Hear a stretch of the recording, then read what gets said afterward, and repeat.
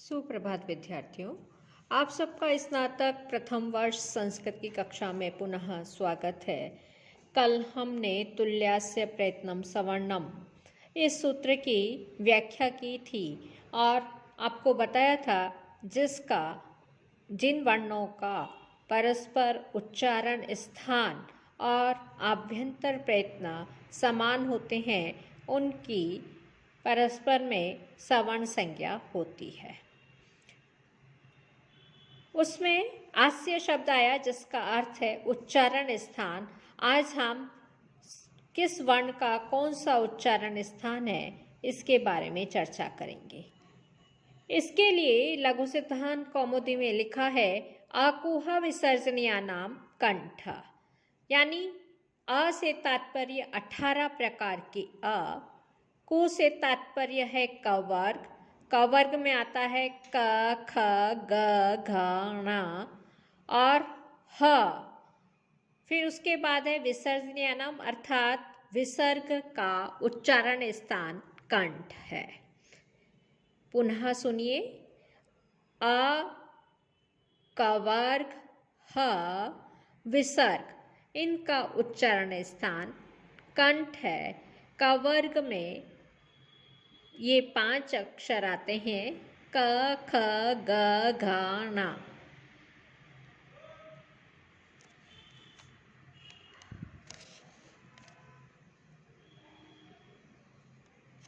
अब इसके आगे आ रहा है तालु उच्चारण स्थान बता रहे हैं ई चूय शानाम तालु। ई 18 प्रकार का ई वर्ण, चू से तात्पर्य है चवर्ग, चवर्ग में वर्ण आते हैं च छ ज झ य और य और श, इनका उच्चारण स्थान तालु है। दांतों के पीछे जो कठिन मुख की छत है उसे तालु कहते हैं और जब हम ई का उच्चारण करते हैं तो हमारी जिह्वा तालु को स्पर्श करती है। ऐसे ही चवर्ग के जितने भी वर्ण हैं च छ ज झ य, इन सब के उच्चारण में तालु को स्पर्श, जिह्वा तालु का स्पर्श करती है। य और श का उच्चारण करके देखिए, इनके भी उच्चारण में हमारी जिह्वा तालु का संस्पर्श करती है। अब मूर्धा किन किन वर्णों का उच्चारण स्थान है इसके लिए बताते हुए लिखा है री टू र शानाम मूर्धा। री, टू से तात्पर्य टवर्ग यानी ट ठ ड ढ ण, र श, इनका उच्चारण स्थान मूर्धा है।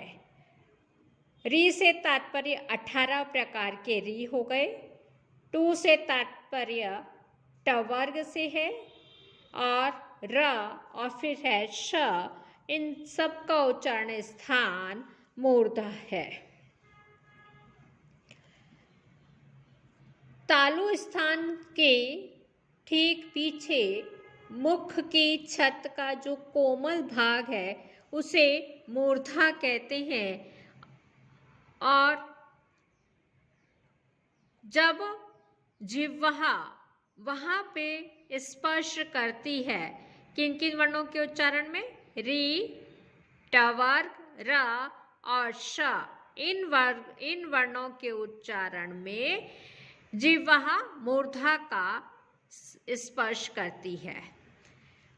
अब दंत किन वर्णों का उच्चारण स्थान है उसके लिए लिखा गया है लृ तूला सानाम दंता। 12 प्रकार का लृ, तू से तात्पर्य तवर्ग और लकार और स, इनका उच्चारण स्थान दंत है। बिना दांत के स्पर्श किए हुए जो 12 प्रकार के लृ हैं और तवर्ग यानी त, थ, द, ध, न, और 2 प्रकार के लकार तथा सकार का जो उच्चारण स्थान है वह दंत ही होता है। यहाँ दंत से तात्पर्य ऊपर वाले दांतों के पीछे 7 लगे हुए मांस से है, इसलिए भग्न दांतों वाला पुरुष भी इन वर्णों का उच्चारण कर सकता है। इसके पश्चात आ रहा है ओष्ठ उच्चारण स्थान, जिसके लिए लिखा है उपोपधमान्यानाम मोष्टौ। 18 प्रकार का उ, पु से तात्पर्य पवर्ग और उपध्मान्य का ओष्ठ उच्चारण स्थान होता है। पवर्ग में प, फ, ब, भ, म ये 5 वर्ण आते हैं। उपध्मान्य क्या होता है, उसके लिए इस तरह का जो चिन्ह है, आप देखिए यहाँ पे मैं पेन से आपको बताने जा रही हूँ। ये वाला चिन्ह उपध्मान्य कहलाता है। अर्ध विसर्ग एक ऊपर की तरफ और दूसरा ठीक उसके नीचे, ऐसा जहाँ चिन्ह होता है, यह चिन्ह अच से परे तथा पकार और फकार से पूर्व, अर्ध विसर्ग ऊपर की तरफ और अर्धि विसर्ग नीचे की तरफ, इस प्रकार का उपध्मान्य होता है, जिसका प्रयोग वेदों में हमें दिखाई देता है। अब आ रहा है नासिका उच्चारण स्थान, या माणा ना नामा। या आपने च, छ, ज, झ, या, वो 5वां अक्षर है वही या, और पवर्ग का 5वां अक्षर प, फ, ब, भ, म, कवर्ग का 5वां अक्षर ङ, और टवर्ग का न, तवर्ग का 5वां अक्षर न। ये पांचों वर्ग का जो 5वां अक्षर है उसका उच्चारण स्थान नासिका है। या मांगा ना नाम नासिका च। ए दैतो कंठ तालु। 12 प्रकार के जो ए हैं तथा आई है, उनका उच्चारण स्थान कंठ और तालु है।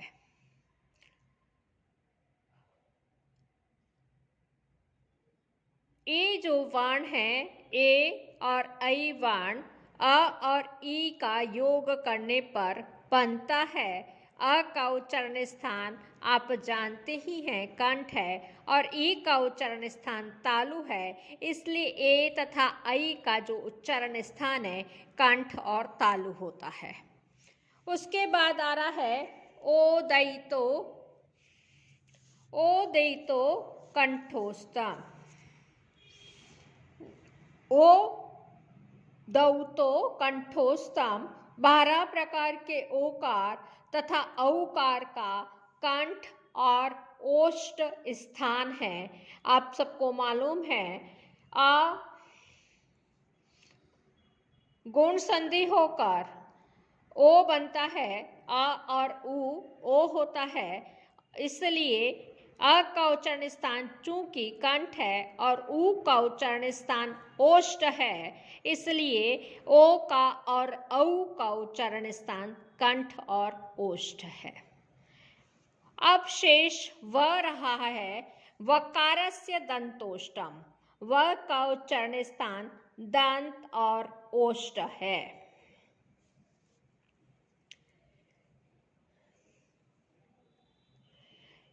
जिह्वा मूल्यस्य जिह्वा मूलम।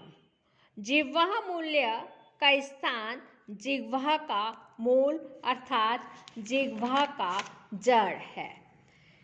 जिह्वा मूल्य हम किसे कहेंगे? अच से परे क तथा क और ख से पूर्व जो अर्ध विसर्ग का चिन्ह होता है वह जिह्वा मूल्य कहलाता है। नासिका अनुस्वारस्य, अनुस्वार का उच्चारण स्थान नासिका है। इति स्थानी, ये सारे उच्चारण स्थान है, इनके बारे में आज हमने पढ़ लिया। अब कल हम यत्न, क्योंकि तुल्यस्य प्रयत्नम सवर्णम में आस्य पद से उच्चारण स्थान का बोध हो रहा था और यत्न शब्द आया है जो कि वहाँ पे आभ्यंतर प्रयत्न का सूचक है। परंतु यत्न कितने प्रकार का है? यत्न 2 प्रकार का है, आभ्यंतर प्रयत्न और बाह्य प्रयत्न। तो इसकी चर्चा हम कल करेंगे। सर्वे भवन्तु सुखिनः, सर्वे सन्तु निरामया, सर्वे भद्राणि पश्यन्तु, मा कश्चित् दुःखभाग् भवेत्। ओम शांति शांति शांति। आज मैं आपको PDF फाइल भेज रही हूँ। अभी तक जितने भी सूत्र कराए हैं आप उसको देखिए और अध्ययन कीजिए। धन्यवाद।